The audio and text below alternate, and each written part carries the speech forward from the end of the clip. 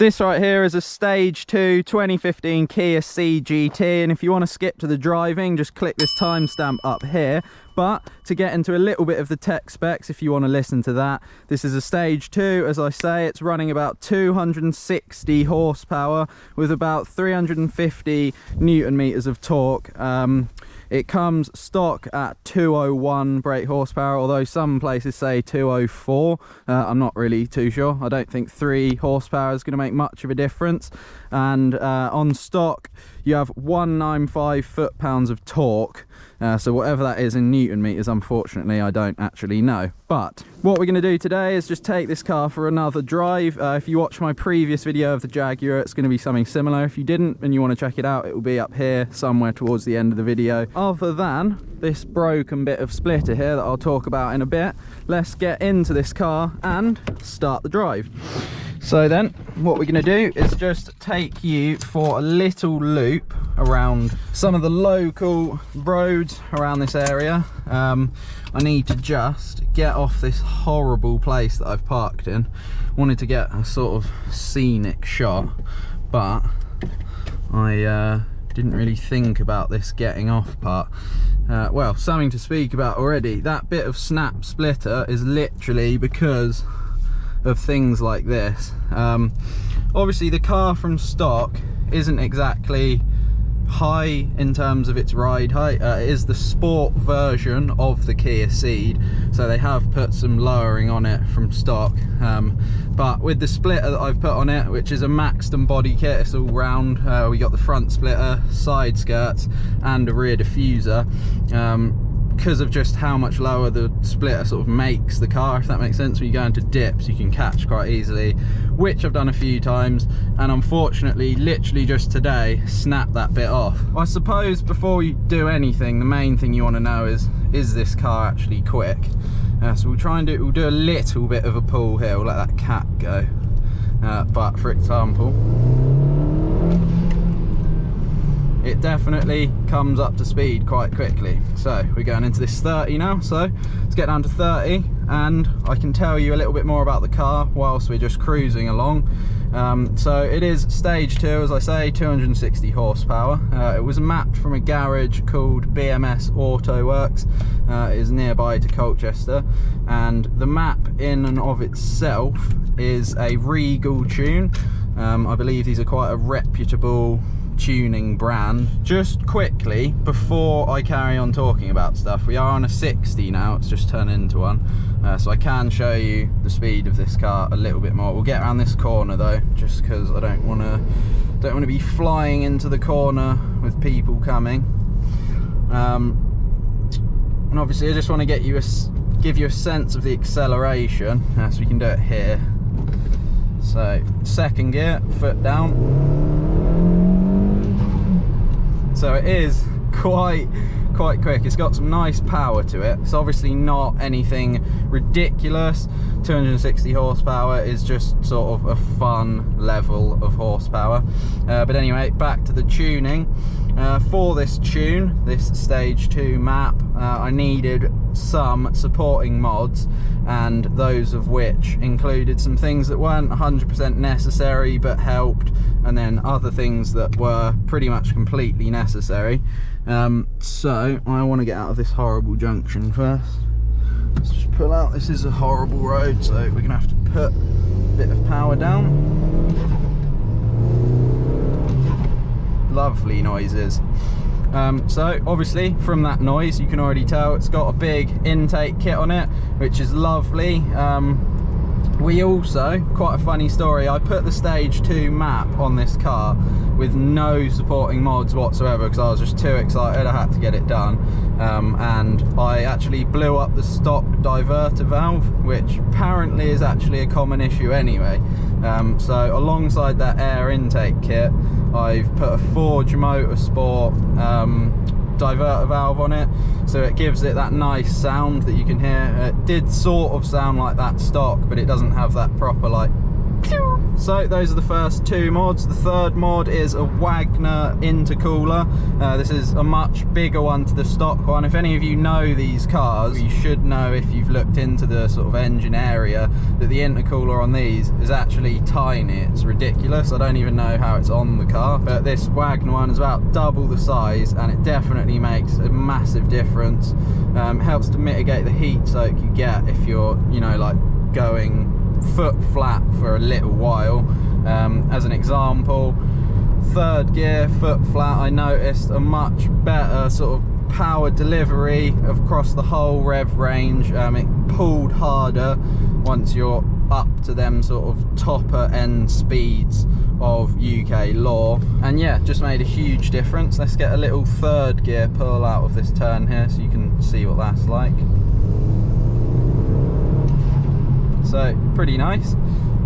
What else have we done? There's a Jetex exhaust system on this car. I also got a Jetex Sports Cat fitted, and the actual exhaust system itself essentially de-resonates the exhaust. There's one resonator in there. It takes that off, makes the pipe quite a lot wider in diameter, and then there's a sports back box on the back. It's actually quite a quiet exhaust. When I put it on, I was expecting it to make a bit more noise, but at the time I didn't really know much about sort of exhaust and sort of the real in-depths of cars and stuff. Obviously I've learnt more as I've been driving around in them, but I was expecting more noise, but it was quite quiet. But having said that, I did initially want to get it changed, get the back box taken off completely, and just get like a straight pipe from where the back box is out, but I didn't in the end, and I quite like the sound that it makes at this sort of level. It's sort of stealth, bit sleepery, the car. Not many people expect it to actually be as quick as it is, which is pretty funny. Definitely fun when people give you the old, but it's just a Kia. Well, it is a Kia, but it's a quick one, and yeah, it is just a lovely car. It's been pretty reliable as a whole, actually, to be honest. I don't think I've had any issues with it other than when I broke that diverter valve. The only other thing I have had that's gone wrong with it is, before I did all this proper remapping and all the proper supporting mods and stuff, I did actually get a tuning box put on this. I won't name the brand. What it essentially did, it worked. It definitely like gave it some more power, but literally on three different occasions it made the car stall whilst driving. Luckily it wasn't when the car was going at speed or anything, but the whole premise still applies that that's actually just ridiculous. So I sent that back for a refund, and we actually got a diagnosis on the car to see what was actually wrong with it, and essentially the tuning box had actually just caused a massive over boosting issue with the car. So oh, there is a horse box vehicle here. We'll let him go, obviously, because I'm probably not going to be driving through it anytime soon, am I? So obviously we're going to let him go. But yeah, the tuning box, it was weird. The power modes didn't work like they were meant to, you know, like 4th was better than 7th and all this weird stuff. So I just thought, get rid of that, get it off the car, and it went back to normal. Nothing weird ever happened to it again, no overboost issues or anything. So yeah, I'm glad we got that sorted out. Can we go past this? Yes, we can. And I've had this car for about a year now. It's been running real good, obviously, as I say. With this stage 2 map, I can actually manage about 42 miles per gallon on motorway runs, which is actually pretty insane. When I went to the Lake District, it was 42 miles per gallon. City driving, if you haven't got your foot to the floor, you can get sort of low to mid 30s, but generally what I find is, well, you can actually see it down here, sort of just anywhere in the 20 range is where the MPG tends to sit. I have got it as low as just bang on 20 before, but it doesn't really tend to go much lower than that, to be honest, and usually will sit around sort of 25 to 28, what it's at now, miles per gallon. The car's on 51,000 miles, running well, done the services when they should be, all that good stuff. And yeah, it is just an awesome car. It's actually, believe it or not, as quick as an i30N from Hyundai, literally bang on the same speed. So that's a pretty interesting fact to know. Maybe that'll give you a better idea of the actual sort of straight line speed of this car as a whole. And yeah, it is just an awesome thing to drive around in. You know, you've got the nice power when you need it, and for long motorway runs, you know, it just goes fine. It's got no droney, horrible exhaust. It's just actually a really nice car to be in. I was quite sort of skeptical of it at first because it's a Kia, and that's generally what everyone says about any sort of Kia vehicle. Seems to be some sort of hate towards it, but since having one, I would definitely buy another one. I was actually looking at the Kia Stinger GTs. They look pretty awesome. I believe they're a 3-litre V6. They might even be twin turbo, but I'm not 100% sure on that.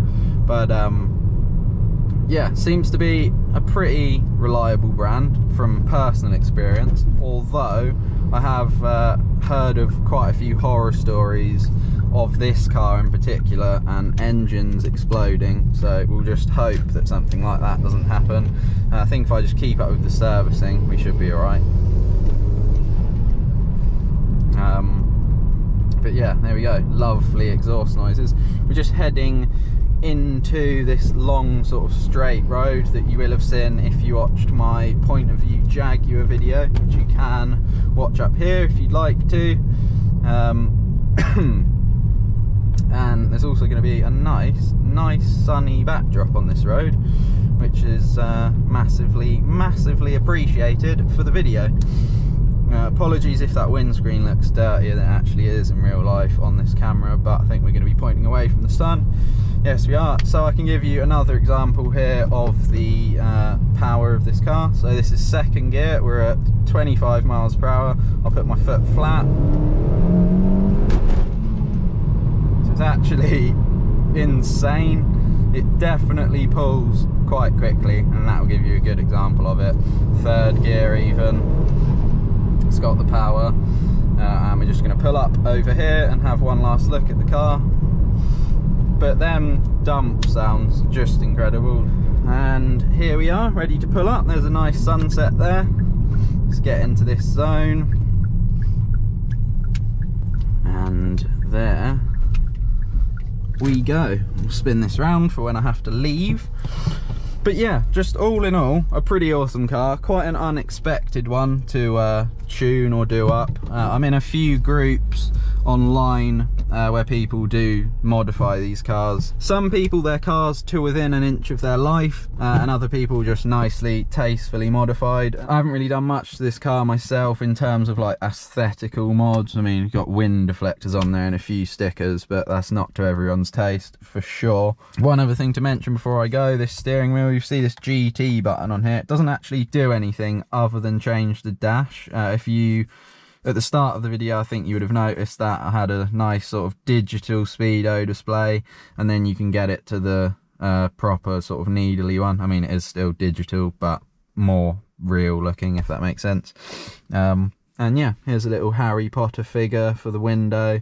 Lovely. It's been quite a weird sort of car to own. There's been a few times where I've wanted to sell it to get something else, but it's always sort of come back to, I just can't do it. I can't sell it. It's actually just too good. It's too fun. It's probably the perfect all-rounder, to be honest.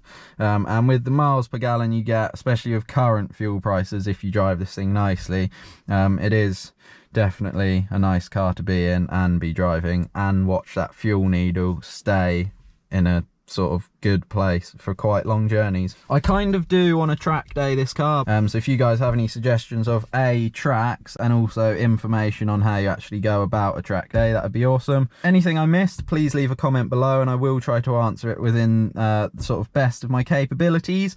But on that note, that is the end of this video. Hope you guys enjoyed it, and I'll see you very soon.